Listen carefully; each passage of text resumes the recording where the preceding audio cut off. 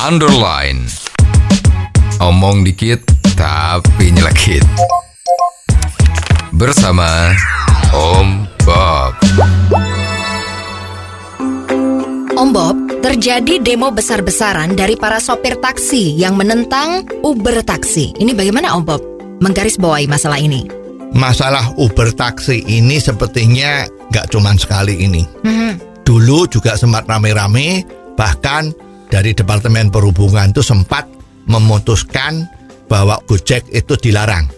Gojek itu kan mirip ini, pakai aplikasi internet kan. Yeah. Nah, tapi waktu itu bersyukurlah Presiden kita Jokowi menganulir putusan itu. Dengan adanya demo-demo sekarang ini, ya masalah ini mencuat kembali. Kalau dulu soal Gojek, sekarang masalah taksi. Yeah. Dan sebetulnya Uber taksi atau Grab taksi itu kan satu yang tidak bisa dihindari karena kemajuan zaman. Yeah. Internet telah membuat perubahan dunia. Nah, sebetulnya kita di Indonesia harus menyadari ini. Kita tidak bisa membendung kemajuan teknologi. Yeah. Jadi sebetulnya inti dari masalah ini adalah para taksi-taksi yang model sekarang ini yang kalah maju dibanding yang aplikasi merasa pendapatannya menjadi berkurang ya. Persaingannya sepertinya nggak kuat, kalah dengan teknologi baru, sehingga satu-satunya jalan menurut mereka adalah meminta perlindungan dari pemerintah. Nah, ini menjadi celaka. Kalau ini terjadi, gimana? Konsumen-konsumen kan yang dirugikan. Betul. Nah, harusnya taksi sekarang ini sikapnya harus seperti apa Om Bob? Sekarang semua konsumen itu memang cenderung suka memakai Uber taksi atau Grab taksi yang lewat aplikasi ya. Alasannya satu, praktis. Yeah. Begitu buka internet, buka aplikasinya di gadget, handphone, sudah bisa tahu mobilnya di mana dan sebagainya. Yeah. Dan dalam waktu yang relatif tepat waktu itu sudah datang. Yeah. Nomor dua, itu supir-supirnya kebanyakan sopan. Yeah. Ya. Nomor tiga, itu biayanya relatif lebih murah, kurang lebih 20%. Yeah. Ini kan semua menjadi daya tarik kan? Betul. Nah, pertanyaannya sekarang, kenapa kok Uber taksi atau Grab taksi itu bisa lebih murah ketimbang taksi-taksi yang lain? Yeah. Kan intinya di situ kan? Jadi kalau taksi-taksi yang sekarang ini ada, mestinya melihat kenapa bisa lebih murah. Lah, ikutlah dengan metode-metode mereka sehingga dia juga bisa bersaing. Yeah. Kan bukan minta perlindungan ya, perlindungan itu udah bukan zamannya lagi. Apakah ini tidak melanggar hukum? Yang dimasalahkan legal atau tidak legal Om Bob?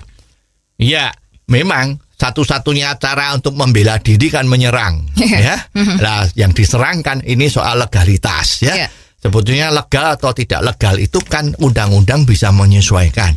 Sepanjang ini merupakan kepentingan masyarakat, ya mestinya undang-undang itu harus bisa mengikuti perkembangan zaman. Ya, ada juga yang ngomong mereka itu artinya Uber ya. Yeah. Itu tidak bayar pajak, Betul. sedangkan kita bayar pajak. Yeah. Perusahaannya resmi. Yeah.